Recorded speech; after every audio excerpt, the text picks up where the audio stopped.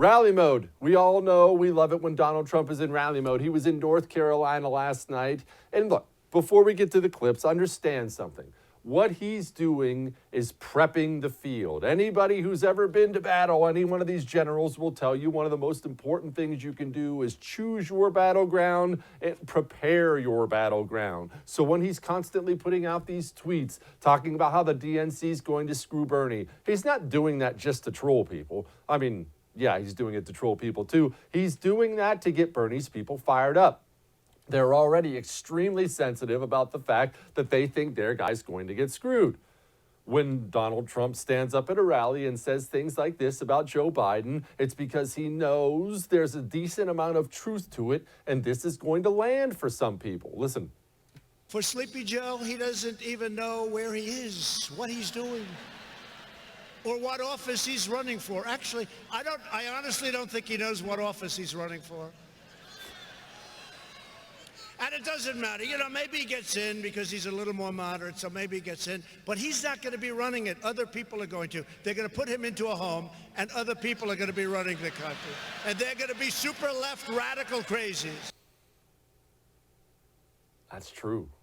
Let's be honest, that's true. I mean, setting aside the home part, I don't think they would put him in a home. But Joe Biden wouldn't be nearly the first powerful person, and not even the first president, who was just kind of a face of it.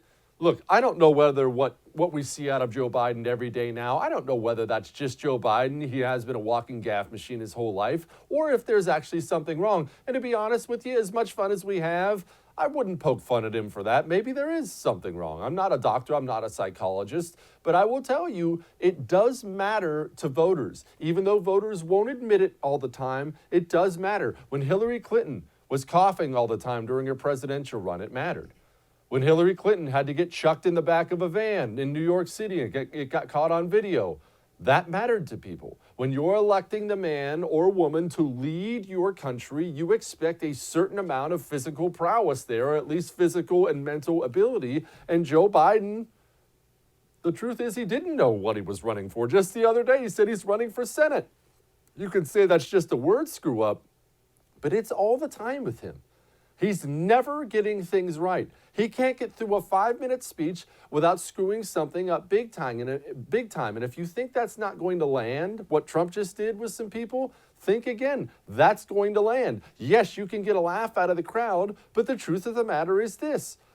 You are going to win the presidency if you're Joe Biden by virtually, mind you, knocking on the door of a Rust Belt swing voter who voted for Obama twice and then turned around and voted for Trump. And this person is going to answer the door, and you're Joe Biden and have to convince this person why they should switch from this great economy we have and vote for you.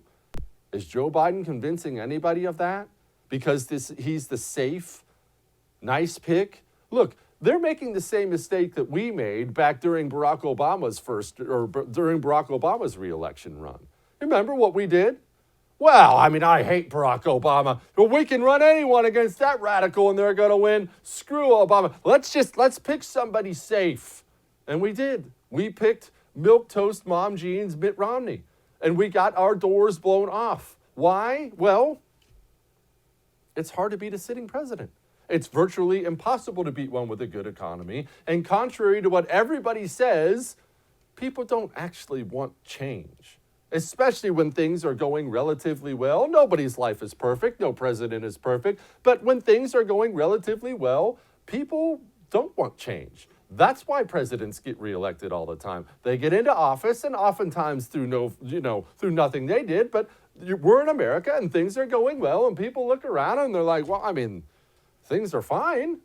Unless you're Jimmy Carter and you've got gas lines lined up, people are generally going to go back to the polls and just vote you right back in because they don't want to upset the apple cart. So if you're a party who's out of power and you're trying to bounce a sitting president, the worst thing you can do is the thing that they all do. GOP did it. Democrats are trying to do it now too. And that's pick the safe pick.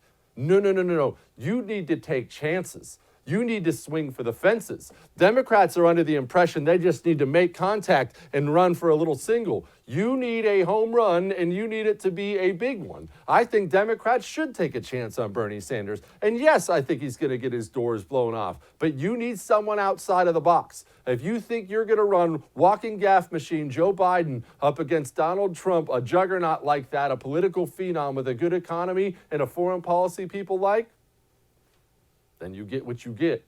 Don't throw a fit. Trump, he's also pointing out, and again, this is a needle at Bernie Sanders supporters because he knows they're listening, points out, and it's kind of funny that Pete and Amy jumped in for Biden right away. So Mayor Pete Buttigieg. Buttigieg. Mayor Pete, he quit out last night. And then I hear